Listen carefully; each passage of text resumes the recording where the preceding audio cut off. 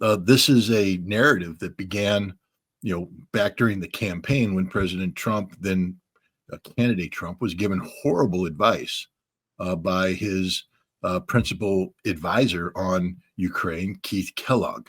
Horrible advice. And that advice turned into policy formulations that were unrealistic, both in terms of timelines and expectations. Um, Expectations about how Russia would respond and what America could do to bring to the table. Um, Unfortunately, we saw that Keith Kellogg's pronouncements were embraced by the Secretary of Treasury designate, Scott Bessent, who has become the Secretary of Treasury, who has made ridiculous comments about pressure that can be put on Russia economically, comments that the President of the United States, Donald Trump, bought into and repeated, and still in some ways continues to articulate that this is his thinking. But a reality check came in the form of Russia just refusing to even engage. Russia wouldn't pick up the phone, wouldn't talk.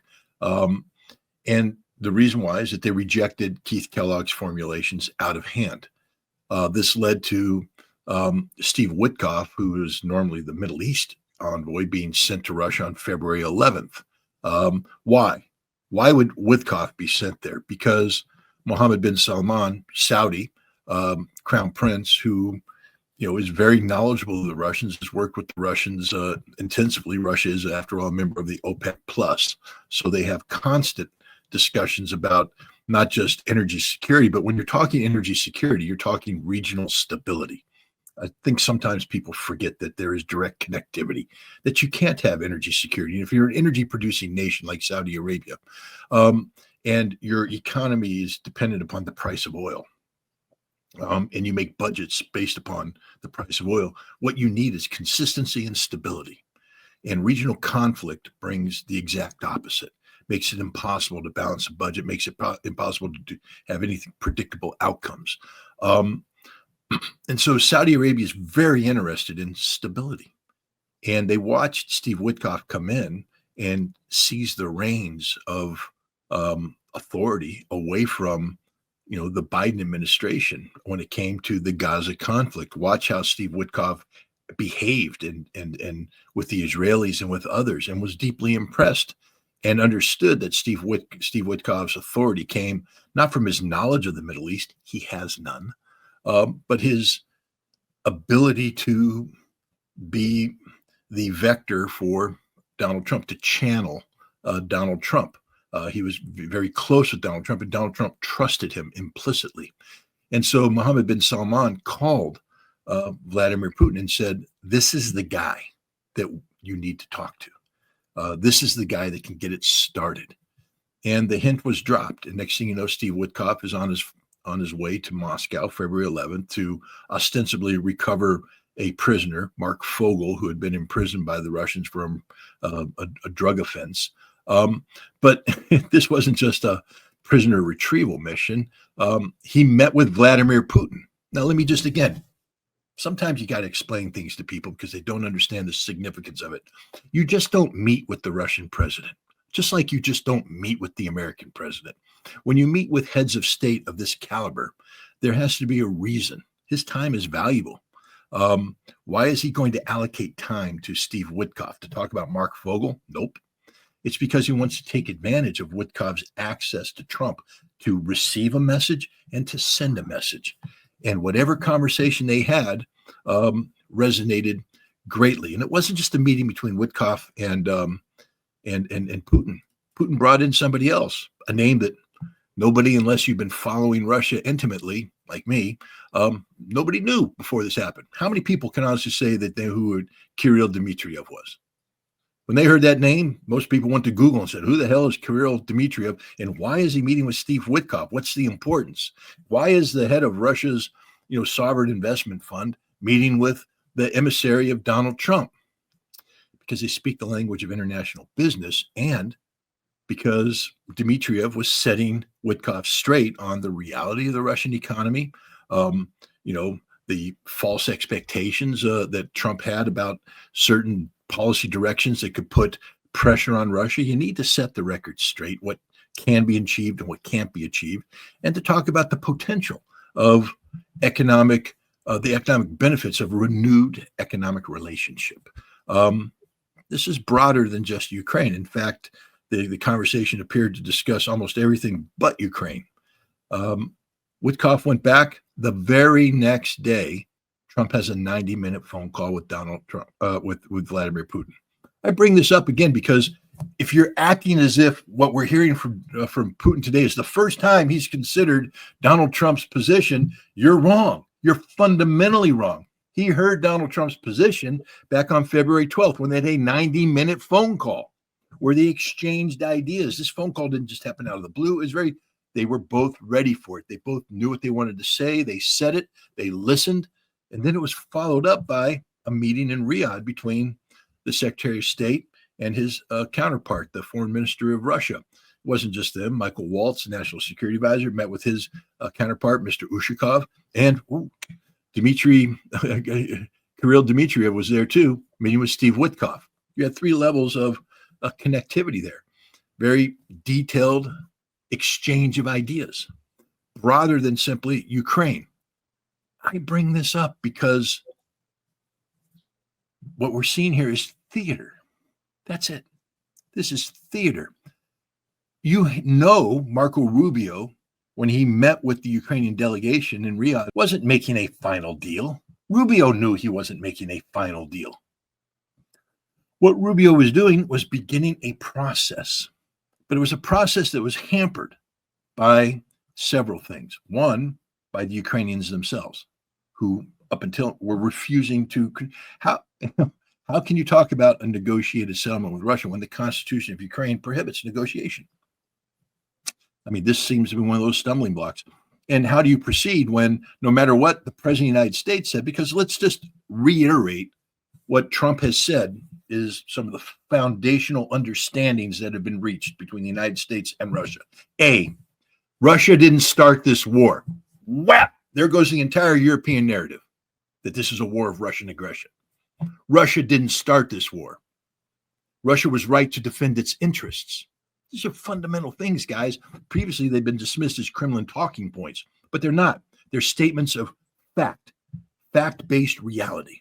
2, Ukraine will never be a member of NATO, ever. Just not going to happen. Boom. 3, there won't be European peacekeeping forces deployed to Ukraine. Isn't going to happen. Boom. And we can go on and on. This is the reality that was set forth. Having articulated, perhaps the most important, the war in Ukraine is a proxy war between the United States and Russia. Ukraine is just a proxy. That's sort of like the defining thing. When you have the Secretary of State articulate this, saying, this is between us and Russia. We're the warring parties. Ukraine is a proxy. This is fundamental. So because when you say that, you now understand the role that Ukraine plays. They're not driving this ship. They're just the proxy. This ship is being driven by the United States. The United States started this war. The United States is the one who set the objectives of this war, which we know are the strategic defeat of Russia. And Ukraine is simply the proxy. Ironically, it's not just that this is a Kremlin talking point. I remember when I was put on the Mirtwor's death list and put on the Center for Countering Disinformation's hit list. One of the reasons why they said is that I was saying that the war is a proxy conflict between NATO and Ukraine. And that apparently is the death penalty. I'm supposed to be killed because I said that. I found it interesting, the timing of this, because about a week and a half later, the Ukrainian defense minister came out and said, oh, no. This is a proxy war between NATO and Russia, and we're happy to be that. Give us more weapons, and we will serve as your proxy. Guys, this has been known from day one. Only idiots and the mainstream media, I guess they're the same, have been articulating something different. And so now we have foundational understanding of this conflict. So what is the role of Ukraine? It's an insignificant role. And we saw the way that Donald Trump treated Zelenskyy in the White House. Dismissive. It was an ambush, time to demean him. And there's a reason for this. What happened in Riyadh? We know Zelenskyy was in Riyadh. We all saw the photographs of him meeting with Mohammed bin Salman, the crown prince. But the president of Ukraine, why wasn't he heading up the Ukrainian delegation? Why was the presidential advisor heading it up? Because the United States said Zelensky's not welcome at the table. Don't bother. We don't want you there. You're not part of the solution. You are the problem. So again, we have to understand all this when we bring into, try and put context into the statement that Marco Rubio used to initiate everything that you're premising this show on. But there's something else that happened too, because who visited the White House prior to Zelensky's humiliation? Emmanuel Macron and Keir Starmer. And they visited the White House. They tried to articulate Europe's vision of what's going on, which wasn't, by the way, a vision predicated on a ceasefire, but a vision predicated on continuing this conflict until Russia was defeated. Again, let's just make things very clear. Europe was dead set against a ceasefire. The European posture was, we must humble Russia. Russia must be defeated so that Russia knows it can never stand up to Europe again. That's what they said. I'm not making it up. And they met to talk about 800 billion euros worth of infusion of defense funding, getting boots on the ground. The French were talking about getting their nuclear deterrence deployed into Germany, putting air cover over Ukraine. War, war, war, war, war, war, war. And now you're Donald Trump saying, I want to bring this war to an end.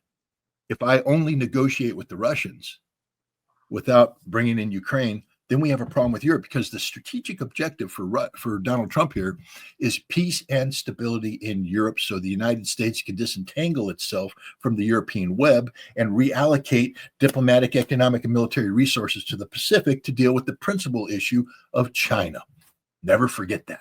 Ukraine is a sideshow for what Trump wants to do with China, not military. We talked about this before. I don't believe that Trump's looking for a war with China. I think Trump's looking for an equitable solution to the tensions that exist between China and the United States. It's a whole different negotiating posture and step, and I don't want to bring it up here, except to point out that you can't do that if you're tangled up in a war in Europe. And left to their own devices, the Europeans apparently were willing to have a war with Russia. That would be problematic for the United States. So how do you resolve this? And again, I want to just once again remind your audience that prior to the meeting in Riyadh between Rubio and Yermak, the presidential advisor to the president of Ukraine, Europe was talking about humbling Russia on the battlefield, that there could be no ceasefire, that this war could only end with a Russian military defeat, and Europe was going to be the one to ensure that defeat occurred. That was the European posture. Then Marco Rubio comes out with Mike Waltz, and they talk about, we've agreed to a 30-day ceasefire. And there are certain conditions that the Ukrainians laid out, but it's a 30-day ceasefire, and the ball is in Russia's court. Those are very important words. Why? Because immediately, out of every capital in Europe, came a following statement, almost word for word. We love the idea of a ceasefire. Wait a minute. Didn't you just say that there can't be a ceasefire? Russia must be humbled militarily, defeated. But now Europe's saying, we love a ceasefire. It's the greatest thing. And the ball is now in Russia's court. They said it. Everybody said the same thing over and over again, which means that this was scripted. What the United States did is trap Europe. That's what happened in Riyadh. It's not about trapping the Russians. Everybody, oh, look, we outflanked the Russians. You never outflanked the Russians. How do you outflank somebody named Sergei Lavrov that's been around forever, who's been doing this forever? Vladimir Putin, who's been the leader of Russia for a quarter of a century. These Russians are better prepared. They know more. They know about themselves. They know about the world. They know about everybody. This is not their first rodeo. This is not their fifth rodeo. This is not their 1,000th rodeo. They invented the frickin' rodeo. And so they, you don't outmaneuver the Russians, but Donald Trump outmaneuvered Europe, because now Europe is committed to not war, but a ceasefire. Europe has said that is the best outcome. That is the outcome we want, a ceasefire. and the ball is in Russia's court. What's important about that term? It implies a process. I mean, it's a reference to a game. They didn't say, take it or leave it, Russia. No one said that. They said, the ball's in your court. So that's like a tennis thing, you know. They just hit the ball into Russia's court. Now, that ball can either score a point in the match or Russia will volley it back. Game on. And look at what Russia's done. Listen to what Vladimir Putin said. Ceasefire is essential. Essential. We accept a ceasefire. We accept it. They're playing the game. You see what happened there? They're Balls playing the back. game. But then they went backhand back and said, but there are conditions. Now, here's the interesting thing about the conditions. They didn't send the ball back into the Ukrainian court because they don't give a damn about the Ukrainians. They didn't send it back into the European court because Europe, frankly speaking, took themselves out of the game the moment they said, we accept the ceasefire. They went to the American court. And the Americans are receiving the Russian statement today, except this isn't the first time they heard this, Nima. It's the second time or the third time they've heard this. Nothing new is being presented to the Americans. Nothing new. And they will make sure that that point's driven home when, as Putin said, maybe there needs to be a phone call between us and Trump. When you have the president of Russia and the president of the United States speaking on such an important issue, that's bad news for Europe and that's bad news for Ukraine, because the United States is going to agree to most, if not all, of Russia's conditions, because it's a game we started. We got Ukraine to agree to play the game, and then we got Europe to buy into the rules of the game. Now the Russians are saying reality-based, because that's the other thing that the Trump administration kept talking about, whether it's Pete Hegseth or whether it was J.D. Vance, whether it was Marco Rubio, whether it's the president himself, that we have to be dealing with the situation as it exists on the ground, the reality of it. And Russia is about to set forth the definition of what reality is. I don't think that this is going to be the last negotiation, but I think this is the most important negotiation. Everything else was a setup for this. The Ukrainians have committed to a process. Europe has bought into the process. Russia agrees to the process. We have a tennis match. And now Russia is sending the ball back, but the player isn't Ukraine. First of all, let's understand the following. Zelenskyy has been sidelined. The United States humiliated him in Washington, D.C., and then he was in Riyadh meeting with the Crown Prince, but he wasn't allowed to be the head of the delegation. He's the problem, not the solution. And right now, inside in Kiev, you hear talk now that he's out. He's done. And my guess is that he'll be out of there within 2 weeks. But he can't last long in Kiev. He's been discredited as a leader, humiliated as a leader. And he has once again directly contradicted the United States after a meeting where his negotiating team received information from Marco Rubio about territorial concessions, that this isn't going back to 2014 or 2022. It's dealing with the reality that exists today. And the Ukrainian delegation went, yeah, we understand that. Zelenskyy came out and said, no, 2014. We get everything back. We get all of Novorossiya, Kherson, Zaporizhia, Donetsk, Lugansk, and we get Crimea. That's the only term. He is so far removed from reality, it's not even funny. So he's finished. It's the end of Zelenskyy. And when Zelenskyy goes, you're going to see a collapse of Ukraine, political will, social will. And all Russia has to do is keep the game playing until Ukraine gets into a position where they will comply with Russia's demands. And Europe will have no choice but to follow along. This is the game that's being played. It's called diplomacy. It's a master class being put on by the Russians, and I believe with the assistance of the United States. Because I think Zelenskyy is going to be gone. The Ukrainian government collapses. Now you have the conditions to where Russia can come in and participate in a post-conflict election that gets their man installed. Gets a parliament, a Rada installed that's willing to make the constitutional changes that Russia views as a prerequisite for denazification. who will agree to demilitarization on the terms set forth by Russia, and Europe will have no choice but to comply with this. This is what happened in Riyadh. Europe was trapped into a position where a ceasefire is now the primary policy objective, as opposed to humbling Russia, defeating Russia, all the things they were talking about. That's not being talked about now. They're talking about, the necessity of a ceasefire. This is the game. We're moving towards a ceasefire, the conditions that need to be met to make a ceasefire possible.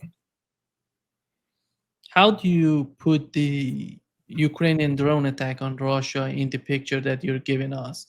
Who was behind it? Do you think it was all about the Ukrainian government, or we see British government or British intelligence behind it? I would imagine that it's a combination of the two. The British have been deeply involved in advising the Ukrainian government on various aspects of their resistance to Russia. The British are behind almost every major effort undertaken by Ukraine, whether it's the attack on the Kerch Bridge, whether it's the Kursk incursion, whether it was the Belgorod incursion before that, whether it was the 2023 summer counteroffensive, whether it was the fall 2022 offensive in Kharkov and elsewhere. The British were behind this. So there's no doubt in my mind that the British advised Ukraine to carry out this attack to achieve certain, psychological impact, to try and get Russia to overreact, to disrupt Russia's ability to respond in a cohesive, coherent manner to the diplomatic challenges that would accrue with the Riyadh meeting. And Russia's shrugged it off. I mean, there will be a response. But it's not going to be the dramatic, 12 Oreshniks obliterating Kiev, slaughtering 100,000 people, and destroying the Ukrainian government. Why would Russia destroy the Ukrainian government right now? We're on the verge of taking control of the Ukrainian government. I mean, you got to think strategically here. It makes no sense to have, the psychotic pleasure of revenge when you're winning across the board. Russia's not losing in any aspect of this conflict right now. Yes, Ukraine launched a major attack. The vast majority of those drones were shot down. The ones that weren't did minimal damage. It's tragic for the 3 Russians who lost their lives and for the other Russians who were injured, for the property owners who suffered damage. Tragic, of course. But Russia's in a conflict. The population of Suja suffered far more than the population of Moscow did. That's where the real insult to Russia took place. Hence, Putin's talk about, we can't just let the guys who committed these atrocities get away. There has to be an accounting. But yeah, the British were behind this, but the British, they've got nothing. I mean, that's it. That was their Sunday punch. That was it. There's nothing else they can do. The Russians aren't in the business of sending signals to the West. They don't care about the West. They really don't. I mean, they'll negotiate, but when Russia speaks to the West, they speak bluntly, they speak plainly. There's no need for signals. There's no need to disguise things. Kursk was a major blow to Russia. That was a humiliation to Russia, an embarrassment. And Putin has made it a point that he will resolve the Kursk situation in favor of Russia, leading a nation at war, even though they call it a special military operation. And that he takes this job very seriously. And it's a reminder to the Russian people, because that's whom he was signaling, that they need to stay on track. Don't get distracted by calls for ceasefire and things of that nature. We were invaded. Our Russian citizens were traumatized, terrorized, murdered, and we have a job to do, and we need to finish this job. And he was very, very tough on how he sees this job being finished. He's treating every single Ukrainian that crossed into Kursk as a terrorist. He said that the prosecution's office had been ordered to prepare prosecutions of every single Ukrainian that traveled, or foreign mercenary, although there won't be a prosecution of the foreign mercenaries because they'll be killed. He said they have no rights under the Geneva Convention, which means that there'll be a summary trial and a summary execution. If you're a foreigner, don't bother surrendering to the Russians because you'll just die. Get the hell out if you want to live. But you're dead men walking, literally, because the Russians view you as not just terrorists, but you are the worst vile kind of terrorists, ones who have no rights. Putin did order his military to treat the terrorists with humanity, to not torture them, to beat them up, not execute them. But we have seen a photograph out there, or there's a video actually of I think 5 people who are part of a drone unit that were captured by the Russians. And we saw them alive, bound, and we saw a video of them dead, apparently executed with a bullet to the head. I think they are Georgians, so they're not Ukrainian. Already strike one. You're a foreign mercenary, and you're a drone operator. And the Georgians are horrific because their job isn't to do principal military support to the Ukrainians. Their job, they're terrorists. There's a reason why the Russians use that term. These are the people that hunt down wounded Russians and blow them up with a drone as sort of a snuff film. They make these movies showing the Russians cowering in fear and hiding and trying to surrender, but they kill them anyways. They show blowing up civilian vehicles, etc. They're committing war crimes and they're documenting it because that's who they are: sick, perverse war criminals, and they're not Ukrainian. So when they got captured, they got identified as drone operators. You're in trouble, and there were the evidence of their crimes was right there because they always record it. So the Russians reviews the evidence, and then they're Georgians. So they're executed. Guys, this is serious stuff. If you're a mercenary fighting on the side of Ukraine, you're going to die if the Russians catch you. They're going to kill you. The Russians are willing to give the Ukrainians the benefit of the doubt. Notice they don't call the Ukrainians who fight in Kherson, Zaporizhia, Donetsk, and Lugansk terrorists, because the Russians, while they view these territories as belonging to Russia, understand that the Ukrainians could feel in their hearts that they're defending their own territory. So they're willing to recognize the legitimacy of the Ukrainian defensive efforts so long as those defensive efforts are linked to legitimate war objectives and not terrorizing civilian populations. But going into Kursk is a totally different matter. Ukraine is not at war with Russia. They haven't declared war against Russia.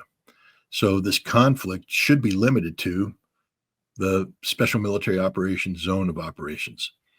Ukraine made a decision to invade Kursk, which is not part of the new Russia. It's part of ancient Russia. It's sacred territory, by the way. 1943, the major tank battles. This is the symbolism of this is as evident to all. But they don't get the benefit of the doubt. These aren't military soldiers carrying out military orders. They have invaded Russia in violation of Russian law. There is no declaration of war, which makes them terrorists by definition, and Russia will treat them as such. So that's what's happening. I think it was important for Putin to wear this uniform to remind the Russian people that they are still in a conflict. This conflict has existential proportions attached to it, and that the conflict isn't going to end overnight, that there will be more sacrifices that need to be made before victory can be achieved, but the Russian people can go to bed at night safe in the certainty of a Russian victory. There will have to be a formal agreement. One of the things the Russians have said that is we no longer go off of handshakes and partial agreements or incomplete agreements, that whatever agreement we have is going to have to be spelled out in writing and take the form of a treaty that's enforceable. And that means, and again, Putin alluded to it, if you're going to have a treaty, what's your verification? How do you verify compliance? Or if there are allegations of non-compliance, how do you verify that? What mechanisms are going to be in place? You can't have a ceasefire unless you have, verification measures in place. This has to be discussed. And this has to be done in writing. It has to be done legally in the form of a treaty. And so, that's the direction we're headed here. The Russians are simply reiterating a reality to the Americans. The Americans know, because Russia's always said this. Lavrov has been saying, the day of Minsk 1, Minsk 2, and things like that is over. We don't trust. Putin has admonished himself, saying he was naive and believing in the West's willingness to abide by Minsk. It now turns out the West was using Minsk as a cover to rearm Ukraine to NATO standards. So you're saying that the precedent is that the West will agree to a ceasefire and then say that conditions will be imposed, but they'll never impose them. And then the ceasefire is simply a cover to buy time to rebuild the Ukrainian army. Do you understand the root cause of the concern for Russia? Because they've done this before. 3 times. And each time they're lied to. And each time the Ukrainians take advantage of the pause to rearm and attack Russia. That will never happen again. And so Russia will ensure that before there is a ceasefire, there will be certain conditions that have to be met in writing, and they are enforceable conditions, and there has to be an agreed upon mechanism of monitoring and enforcement. It's not going to include NATO. It'll have to be something else agreed upon. But these are conversations that haven't yet happened in detail. And I think what is going to happen is Russia is going to set the table, so to speak, with its requirement of what has to happen. Then Trump is going to give instructions to go in and fill the gaps in, to put food on the plates, so that a feast can occur. But there has to be a written agreement of great detail. And the Russians set that standard when they submitted on December 17th, I believe, 2021, draft treaties, both the United States and NATO, setting forth Russia's desire for and conditions in support of seeking a new European security framework. So I just think that we're getting a reality check from the Russians, and that's okay, because I think the Trump administration was expecting this, was wanting this, and I think they will work with the Russians to move this process forward.